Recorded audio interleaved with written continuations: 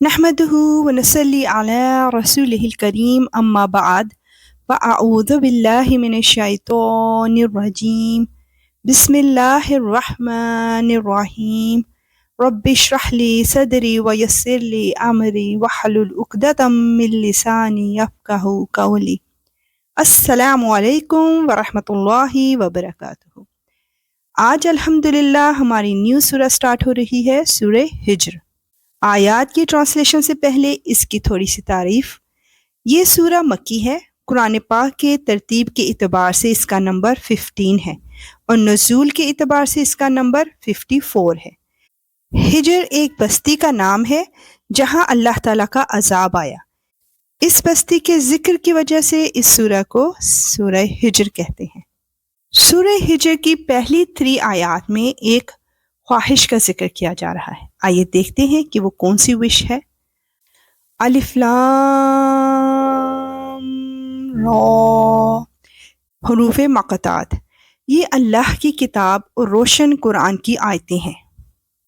ایک وقت آئے گا جب یہ کافر لوگ بڑی تمنائیں کریں گے کہ کاش وہ مسلمان ہوتے۔ اللہ اکبر۔ اے پیغمبر، انہیں ان کی حالت پر چھوڑ دو کہ یہ خوب کھا لیں، مزے اڑا لیں اور خیالی امیدیں انہیں غفلت میں ڈالے رکھیں، کیونکہ عنقریب انہیں پتہ چل جائے گا کہ حقیقت کیا ہے۔ سبحان اللہ۔ آیت 4 to 8 میں ہم جانیں گے کہ نافرمانوں کو عذاب کب آئے گا، اور ہم نے جس کسی بستی کو ہلاک کیا تھا اس کے لیے ایک معین وقت لکھا ہوا تھا۔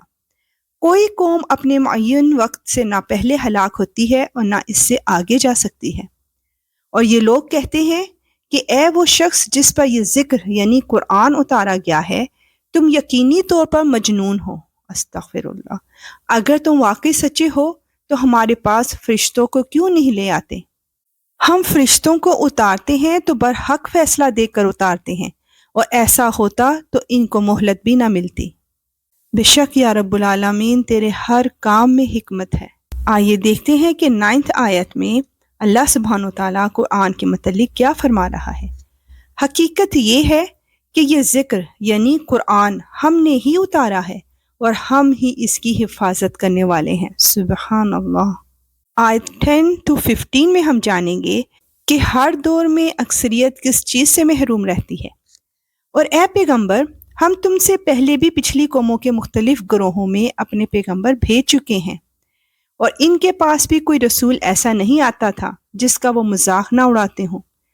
مجرم لوگوں کے دلوں میں یہ بات ہم اسی طرح داخل کرتے ہیں کہ وہ اس پر ایمان نہیں لاتے، اور پچھلے لوگوں کا بھی یہی طریقہ چلا آیا ہے۔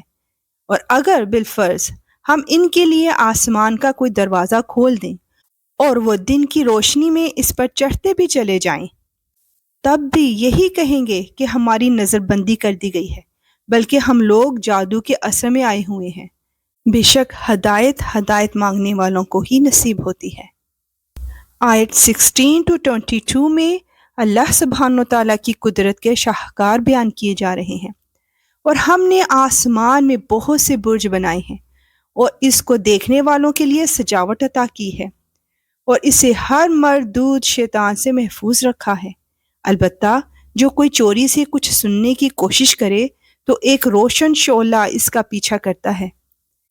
اور زمین کو ہم نے پھیلا دیا ہے اور اس کو جمانے کے لیے اس میں پہاڑ رکھ دیے ہیں، اور اس میں ہر قسم کی چیزیں توازن کے ساتھ اگائی ہیں، اور اس میں تمہارے لیے بھی روزی کے سامان پیدا کیے ہیں، اور ان مخلوقات کے لیے بھی جنہیں تم رزق نہیں دیتے۔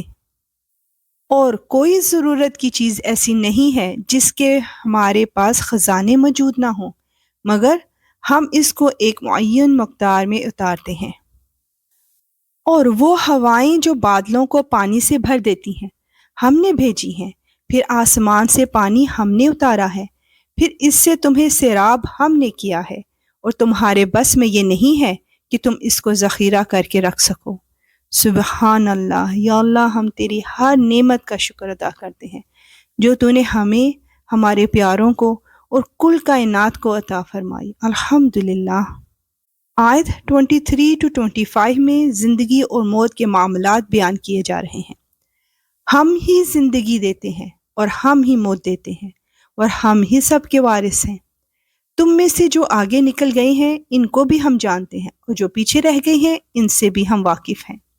اور یقین رکھو کہ تمہارا پروردگار ہی ہے جو ان سب کو حشر میں اکٹھا کرے گا۔